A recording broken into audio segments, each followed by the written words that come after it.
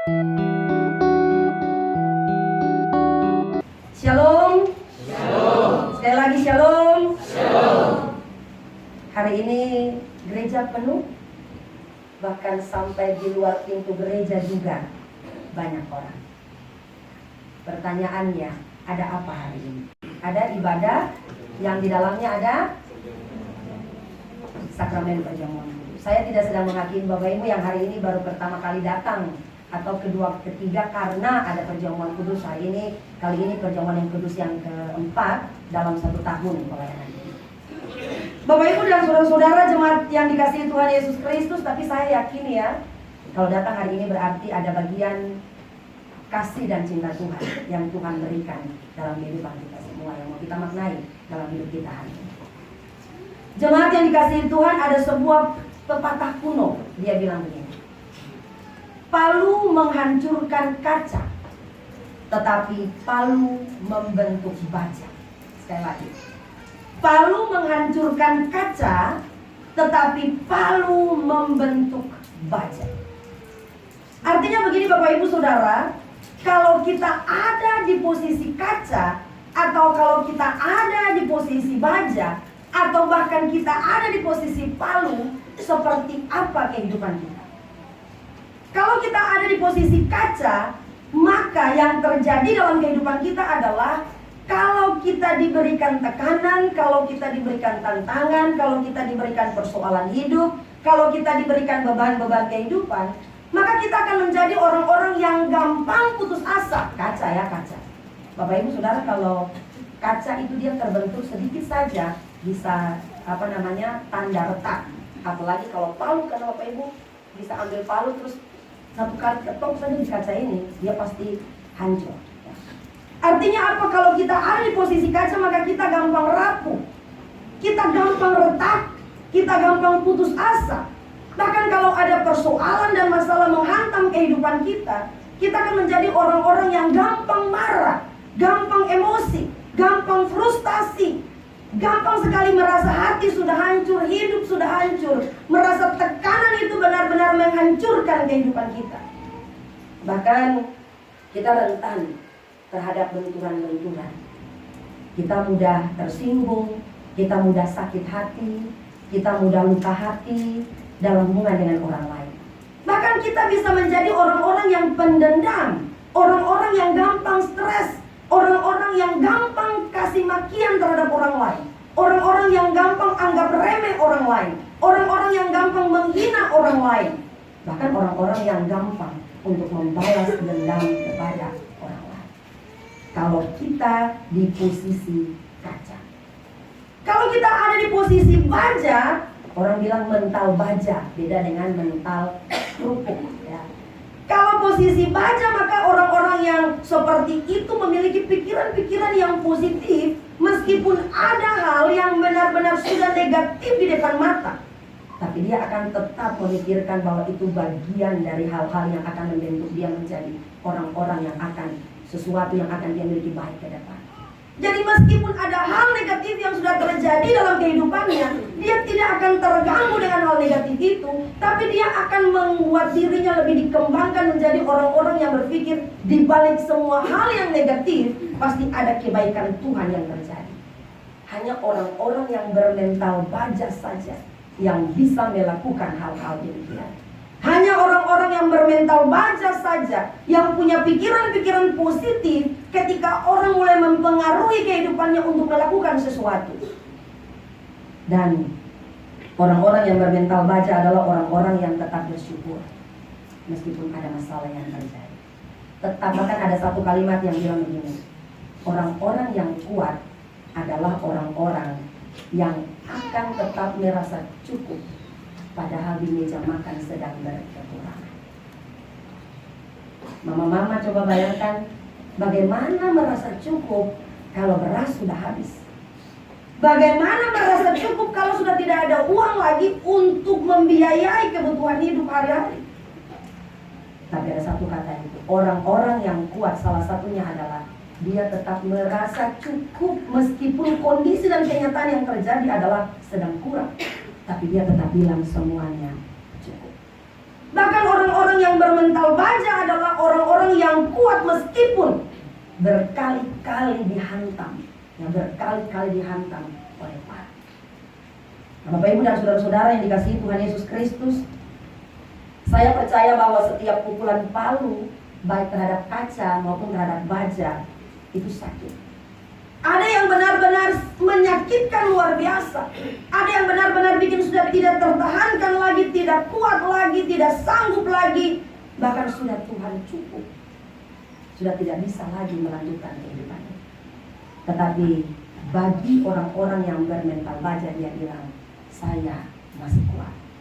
Karena palu yang memukul saya, menghantam saya itu adalah bagian dari tekanan untuk membuat saya lebih baik, untuk membuat saya lebih indah, untuk membuat saya lebih melakukan apa yang mungkin saja menurut saya tidak enak, tapi bagi Tuhan itu nikmat ada. Nah, Bapak Ibu dan saudara-saudara dikasihi Tuhan, seperti saya tidak bicara soal palu ya, karena palu itu bagian dari kehendaknya Tuhan untuk menguji, untuk mengasah kehidupan kita lebih baik. Jadi yang saya bicarakan bagaimana kehidupan kita ketika menerima tekanan dari palu. Apakah kita menjadi baja ataukah kita menjadi seperti kaca, sedikit turun lagi, atau kita menjadi seperti kerupuk yang kalau tanpa palu cuma krek sedikit saja langsung dia hancur. Nah, Bapak Ibu Saudara, hidup kita juga saat-saat ini mungkin sudah lalu dan saat-saat ini atau mungkin nanti pun akan tetap dibentuk oleh Tuhan. Tapi saya percaya bukan sekedar dibentuk oleh Tuhan, tapi Tuhan mau dari proses pembentukan itu, Dia mau supaya mengubah kehidupan kita, mengubah kehidupan kita menjadi pribadi-pribadi yang semakin sesuai dengan apa yang Tuhan kehendaki. Hari ini tidak seperti biasanya ada beberapa poin, tapi hari ini seharusnya hanya pesan perjamuan kudus, tapi saya mencoba untuk mengolahnya menjadi firman pendek yang bisa membawa kita supaya ketika kita selesai perjamuan kudus, apa yang harus dilakukan dalam kehidupan kita sebagai orang-orang percaya. Dengan demikian ada 2 ayat dari 12 ayat ini yang menjadi bagian ayat yang khusus untuk merenungkan firman ini, yaitu di ayatnya yang ke-10 dan ayat 17. Ayat 10 bilang begini, dan telah mengenakan manusia baru yang terus-menerus diperbaharui untuk memperoleh apa? Pengetahuan yang benar menurut gambar khalqnya. Itu ayat 10, kemudian ayat 17. Dan segala sesuatu yang kamu lakukan dengan perkataan atau perbuatan, lakukanlah semuanya itu dalam nama Tuhan Yesus, sambil mengucap syukur oleh Dia kepada Allah Bapa kita. Bapak Ibu dan saudara-saudara jemaat kekasih Kristus, bacaan hari ini secara umum berbicara kepada saudara dan saya tentang bagaimana kerinduan, bagaimana harapan dan kekuasaan Allah untuk bisa mengubah setiap orang yang mau menyerahkan hidupnya kepada Allah. Bahkan kalau kita baca pada bagian ini diceritakan bagaimana orang Kolose diharapkan oleh Paulus untuk bisa berubah dari kehidupan yang lama menjadi kehidupan yang baru. Nanti Bapak Ibu bisa pulang dan lihat, oh kehidupan lama itu yang begini, kehidupan baru itu yang begini. Dan kemudian ketika kita menjadi pribadi-pribadi yang memiliki kehidupan yang baru seperti apa? Secara ringkas, kehidupan yang baru seperti mengenal kasih Kristus. Kalau kita cuma kenal Kristus saja, kita juga harus mengenal kasih-Nya juga. Ada banyak orang yang cuma tahu Tuhan tapi tidak pernah tahu apa yang Dia buat dalam kehidupan kita. Bagaimana kasih yang luar biasa itu Dia curahkan dalam kehidupan kita. Bahkan karena kasih yang luar biasa itu, maka hari-hari ini kita mengerti pengorbanan di salib itu sangat luar biasa bagi saudara dan saya. Dan tidak dapat di orang lain yang tidak benar-benar mengenal Tuhan Yesus Kristus sebagai Tuhan dan Juru Selamat. Kemudian kita bukan saja mengenal kasih-Nya, tapi kita mengenakan, seperti menggunakan atau memakai kasih-Nya itu dalam setiap totalitas kehidupan kami. Jadi apapun yang kita lakukan, apapun yang kita buat, apapun yang kita perkatakan, ayat 17 tadi bilang, segala sesuatu berarti semua hal yang kamu lakukan dalam perkataan, perbuatan, sudah mencakup pikiran dan perasaan, semua itu harus dinyatakan di dalam kasih kepada Allah, dilakukan dalam Tuhan Yesus Kristus. Dengan demikian bukan saja mengenal, tapi mengenakan. Bukan saja tahu, mengenal, tapi menggunakan kehidupan kasihnya Yesus itu dalam kehidupan kita. Makanya Bapak Ibu Saudara, Allah menciptakan manusia berbeda dengan ciptaan-ciptaan yang lain. Dia tidak bilang anjing ini serupa dan segambar dengan Allah. Dia tidak bilang pohon kelapa, pohon durian itu segambar dan serupa dengan Allah. Dia tidak bilang kucing, burung di udara dan sebagainya itu segambar dan serupa dengan Allah. Dia bilang ketika dia menjadikan manusia itu, mereka, mari kita menjadikan mereka yang segambar dan serupa dengan kita. Segambar dan serupa itu apa? Imago Dei itu apa? Segambar dan serupa ini maksudnya kepada mereka kita memberikan sedikit kasih kita. Kita memberikan sedikit karakter kehidupan kita. Kepada mereka ada bahasa, ada kasih, ada kelakuan, ada karakter, ada pikiran, ada perasaan Tuhan yang Tuhan beri dalam kehidupan manusia. Itu segambar dan serupa. Segambar dan serupa bukan berarti kalau Tuhan dia rambut gondrong kayak ilustrasi minggu lalu ya kita harus rambut gondrong. Bukan berarti kalau Tuhan itu dia punya dagu agak ini sedikit, agak lancip sedikit, kita juga punya dagu sama seperti dia. Dia punya hidung agak pesek sedikit, kita juga punya hidung. Tidak seperti segambar dan serupa dalam bentuk wajah, tidak. Tetapi yang dimaksudkan sekali lagi dengan segambar dan serupa adalah ada bagian karakter-karakter Tuhan. Ada sifat-sifatnya Tuhan yang Tuhan berikan dalam kehidupan manusia dan tidak dimiliki oleh hewan-hewan piaraan kita, oleh tanaman-tanaman atau makanan-makanan yang tumbuh-tumbuhan yang bisa menghasilkan makanan bagi kita. Itu berarti Bapak Ibu, Allah yang menurut Dia memberikan kita segambar dan serupa itu menginginkan supaya kita bukan sekedar dari ciptaan yang biasa, tapi kita benar-benar dispesialkan dari ciptaan-ciptaan yang lain. Bahkan jadi manusia yang berbeda dengan manusia-manusia yang lain yang tidak mengenal Allah. Kenapa? Karena bukan saja kita mewarisi sebagian sifat Allah, tapi kita mewarisi kasih Allah dalam kehidupan kita. Itu yang lebih penting. Bahkan kita mendapat warisan kehidupan kekal dari Allah. Dan itu tidak dimiliki oleh semua orang di dunia ini. Hanya dispesialkan, diistimewakan bagi Bapak Ibu dan saudara-saudara, saya dan semua orang yang percaya kepada-Nya. Dengan demikian Bapak Ibu, kalau kita benar-benar mengenakan, menggunakan kasih Kristus, lalu dalam kelakuan kita, dalam tingkah laku kita, dalam perbuatan, perkataan kita juga mengutamakan kasih Kristus. Jadi kita mengenal kasih Kristus, kita kemudian mengenakan atau memakai kasih Kristus, kemudian dalam segala perbuatan, perkataan kita mengutamakan kasih Kristus. Kalau kita benar-benar mengalami bagian ini, maka saya percaya hidup kita akan diservis luar biasa oleh Roh Kudus. Bapak Ibu, kalau Bapak Ibu punya baju masih baru, terus kemudian sekali pakai tiba-tiba keteknya bolong. Masih baru, belinya mahal, bajunya bermerek, apa yang dilakukan? Hanya ketek bolong sedikit saja. Apa yang dilakukan? Langsung kasih ke pengemis atau buang saja di tempat sampah? Di apa? Dijahit supaya bisa dipakai. Artinya apa Bapak Ibu? Kalau kita merasa ada sedikit bagian yang harus diservis oleh Allah, maka relakan hati untuk diservis oleh Allah. Bahkan kalau kita bawa di tukang jahit, oh Pak ini kayaknya, atau ibu ini ternyata terlalu kecil. Oh iya Ibu, kalau begitu ini mama punya bagian ya. Kalau begitu cari kain yang agak sama, kemudian tambah sedikit supaya daripada mubazir tidak terpakai, nah bisa dipakai. Atau baju yang besar daripada tidak bisa dipakai, padahal baru, padahal merek bagus, dikecilin sedikit biar dipakai. Jadi dengan demikian, kalau kita kenal kasih Tuhan, mengenakan kasih Tuhan, dan mengutamakan kasih Tuhan dalam perkataan, perbuatan, dan sikap hidup kita, maka saya percaya kita akan memberi diri kita untuk tadi diservis oleh Tuhan. dipermak oleh Tuhan. Tuhan bisa tukar yang di bawah jadi di atas. Dia punya sifat begini, harus dihancurkan egonya, harus dihancurkan kesombongannya, harus dihancurkan keangkuhannya dengan cara seperti ini. Palu itu menghantam ulang-ulang.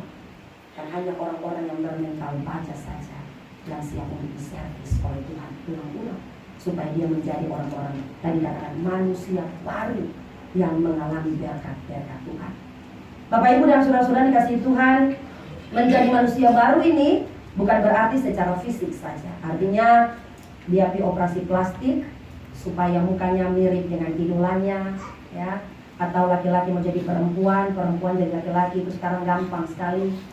Atau bukan saja rambut yang tadinya sedikit bergelombang lalu kemudian dirapikan, atau yang tadinya ya masing-masing pikir lah. Kenapa senyum-senyum? Ada orang yang dagunya rata begini, artis-artis itu ya, dibikin supaya kurang cantik lalu kemudian dilanjutkan sedikit.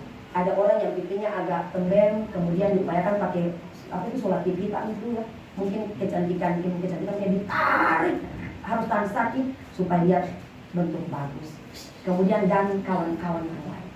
Jadi yang dimaksud dengan manusia baru bukan pembaruan secara fisik.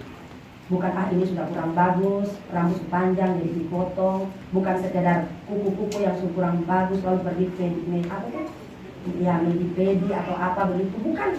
Bukan secara luarnya saja kita dipermak. Tapi lebih daripada itu kita benar-benar memberi diri dan kehidupan kita, hati dan kehidupan kita. Karena ada orang yang bilang, untuk apa di luar bagus, tapi ternyata di dalam tidak sama seperti apa yang di luar. Dengan demikian Bapak Ibu Saudara yang dikasihi Tuhan, menjadi manusia baru itu ibarat plat baja yang mau dihantam oleh palu kehidupan, oleh ujian-ujian kehidupan, oleh pergumulan-pergumulan kehidupan. Sehingga satu ibu dia bilang begini, memang masalah banyak seperti badai, tapi orang yang kuat adalah orang yang menari di atas badai. Tangisan memang ada, derai air mata tetap ada, lutut selalu bertekuk di atas dasar untuk minta kehendak Tuhan. Tapi ketika berdiri dan keluar, dia akan membuktikan bahwa kalau Tuhan mau pakai saya untuk memiliki kehidupan yang baru, maka saya siap juga untuk membuktikan bahwa meskipun palu itu hantam saya luar biasa, tapi saya tetap kuat seperti plat baja. Bapak Ibu dan saudara-saudara dikasihi Tuhan Yesus Kristus, dengan demikian kalau kita menjadi orang-orang yang sudah diubah dalam karakter kehidupan kita, maka kita akan menjadi orang-orang yang tidak cepat emosi, tapi belajar untuk sabar. Kita tidak menjadi orang-orang yang terus menaruh dendam, tapi mengikhlaskan hati untuk hidup dalam pengampunan. Kita yang tadinya diikat oleh kepentingan diri karena uang dan sebagainya, akan mengubah kehidupan kita supaya yang mengikat kita dengan keluarga, dengan rekan, dengan kerja, dengan sesama adalah kasih Tuhan Yesus Kristus. Yang sebelumnya selalu takut dan khawatir melihat masa depan, dia akan kembali dipenuhi dengan damai sejahtera. Yang sebelumnya juga takut setan, takut hantu. Jadi kan bukan takut masa depan saja ya. Kalau takut masa depan itu kira-kira dia kemana nih, nanti besok-besok dia seperti apa ya. Ada kekhawatiran. Aduh, kalau dia cuma nilai begini, dia kira-kira dia kemana nih, bagaimana. Bukan takut itu saja. Ya selama ini orang-orang yang takut hantu dan takut setan, apakah ada perubahan dalam kehidupan hari lepas hari? Karena kadang banyak kita bilang dalam nama Yesus, tapi ketakutan itu masih tetap ada dalam kehidupan kita. Jadi mari kita belajar untuk memberi diri kita untuk diubahkan, belajar berubah, karena Tuhan mau permak dan servis kehidupan kita.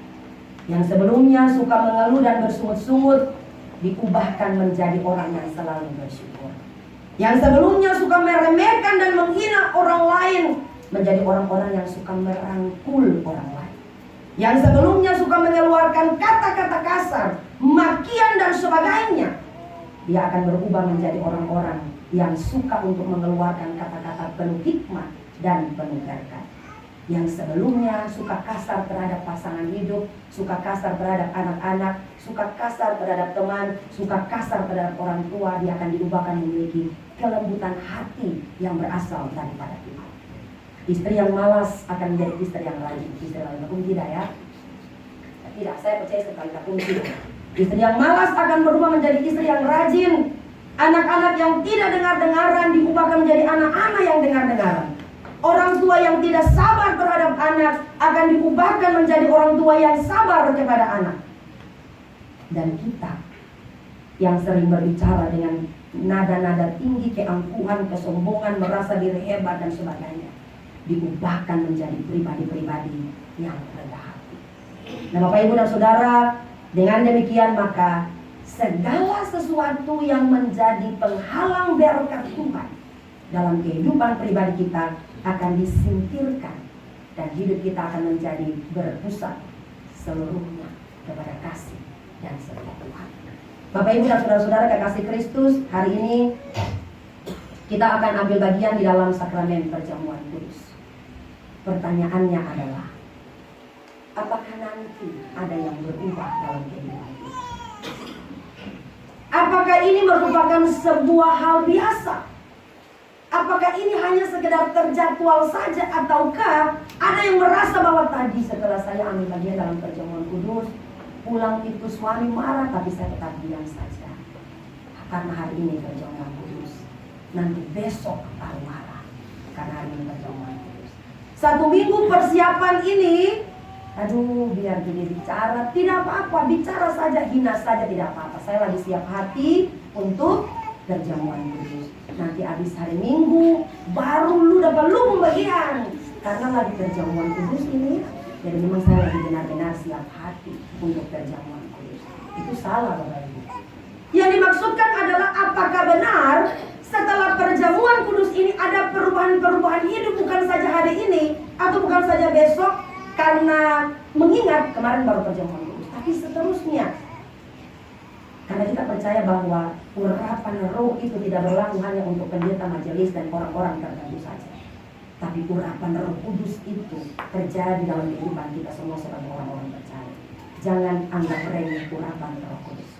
Jangan anggap remeh kalau Tuhan mau servis kehidupan saudara dan saya untuk menjadi dan memiliki kehidupan yang lebih baik. Dengan demikian, kadang kita belajar secara pribadi ya, merasa secara perasaan roti dan anggur ini benar-benar punya kekuatan medis. Artinya ada orang yang sakit, kemudian dia bisa minum anggur sedikit. Ada orang yang mau usir setan juga pakai anggur perjamuan ya. 1 kali begini Bapak Ibu, ini sudah mau selesai ya, tenang. 1 kali begini, ada satu pelayanan khusus, pelayanan ibadah kategorial, pelayanan ibadah. Lalu kemudian setelah ibadah, tapi dalam ibadah itu sudah merasa sesuatu yang benar-benar tidak baik. Ya, jadi kayak perasaan sudah tidak enak yang orang-orang yang hadir pada saat itu. Kenapa? Karena tempat kita beribadah itu, tempat yang digunakan untuk beribadah itu, di depannya itu ada salah satu tempat yang bagi agama Hindu ya, tempat meletakkan bukan sesajen saja, tapi seperti abu ya, abu atau menyimpan mayat sebelum nanti di ngaben gitu ya. Jadi sampai selesai ibadah itu semua sudah tidak aman dan tidak nyaman. Kemudian Bapak Ibu semua pulang.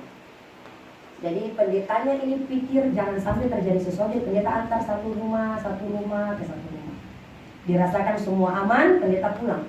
Pendetanya pulang sampai di salah satu tempat.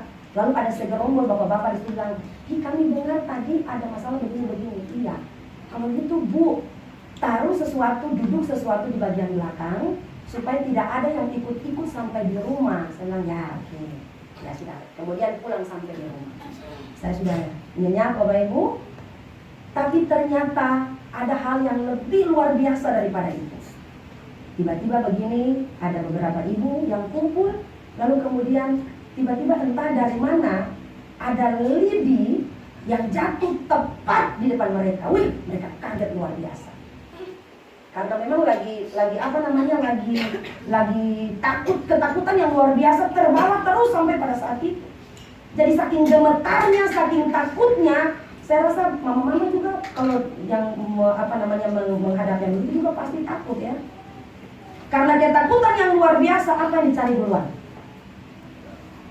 Apa yang dicari duluan? Ada yang bilang dalam nama Yesus, ini dalam nama Yesus, doakan. Lalu kemudian ada yang ambil Alkitab, lalu salah satu yang tidak lupa, anggur perjamuan juga ambil. Lalu lingkar lidi untuk didoakan, jangan sampai ini ada orang kiri. Tahu punya tahu, pikir punya pikir, cari tahu punya cari tahu. Ternyata salah satu ibu itu punya suami lagi goda mereka, buang lidi ke mereka yang sedang takut pada saat itu. Artinya apa Bapak Ibu Saudara? Bagian ini menjadi pengalaman dan kesaksian iman yang luar biasa bahwa begini. Kalau kita benar-benar hidup dalam Tuhan, kalau kita bilang dalam nama Yesus, sebetulnya itu kekuatan dalam kehidupan kita. Ya. Kalau kita bilang di mana-mana kita pergi, kita bilang dalam nama Yesus. Nama Yesus itu kekuatan karena apa? Kalau mati saja dia mau buat untuk saudara dan saya. Kalau sampai disalib saja dia mau naik. Bahkan untuk usir setan saja dalam nama Yesus, saya percaya itu bisa terlaksana dengan segala baik. Jadi demikian, saya tidak bilang itu salah ya, itu benar karena mereka benar-benar merasa bahwa ada sesuatu yang mengganggu kehidupan mereka dan mereka tidak mau lari kepada siapa-siapa. Mereka tidak panggil orang lain, tapi mereka panggil Tuhan Yesus tolong, Tuhan Yesus tolong. Meskipun nanti pada akhirnya itu orang jahil yang melakukannya. Tapi mereka merasa bahwa benar-benar pertolongan Tuhan itu nyata karena Tuhan sudah mengalahkan segala kuasa apapun di muka bumi. Cuma saya mau bilang hari ini, mari kita belajar untuk benar-benar bukan saja mengagungkan anggur dan roti ini, tapi apa sih dalam hati kita yang kita mau lakukan untuk membuktikan bahwa ya di sini ada kasih Tuhan, dalam hidup ini ada kasih Tuhan, yang keluar juga itu ada kasih Tuhan. Sehingga dengan demikian kalau kita melakukan bagian itu, berarti kita benar-benar menjadi pribadi yang siap untuk terus diservis, untuk terus dipermak, untuk terus diubahkan menjadi manusia-manusia yang baru, yang sesuai dengan apa yang Tuhan kehendaki. Dengan demikian Bapak Ibu Saudara-saudara dikasihi Tuhan, marilah hari ini kita ambil bagian dalam sakramen perjamuan kudus dengan sebuah pengharapan. Tuhan akan tetap menguatkan kita untuk melewati setiap problem, proses, dan pergumulan-pergumulan ini. Tuhan akan selalu ada bersama-sama dengan kita untuk menguatkan kita, menemani kita, bahkan sampai pada akhirnya Dia akan memberikan jaminan keselamatan yang kekal dalam setiap kehidupan kita. Supaya dalam perjalanan hidup kita, apapun yang terjadi, kita percaya kita tidak pernah sendiri, tapi ada Tuhan bersama-sama dengan kita. Sebab hidup ini anugerah. Anugerah itu ibarat hadiah atau kado. Jadi kalau kita mau bungkus itu kado manis-manis, bagus-bagus, rapi-rapi, indah-indah, isinya juga harus indah. Supaya luar tidak saja kelihatan indah, tapi benar-benar hasil dari dalam itu menunjukkan kasih Tuhan hidup dalam kehidupan. Hari ini kita makan roti, kita minum anggur, berarti kasih Tuhan itu penuh dan melimpah-limpah dalam kehidupan kita. Ketika kita pulang, outputnya, keluarnya itu juga adalah kasih dan kasih Tuhan dalam kehidupan kita. Tuhan memberkati kita semua. Amin. Untuk kebenaran firman Tuhan.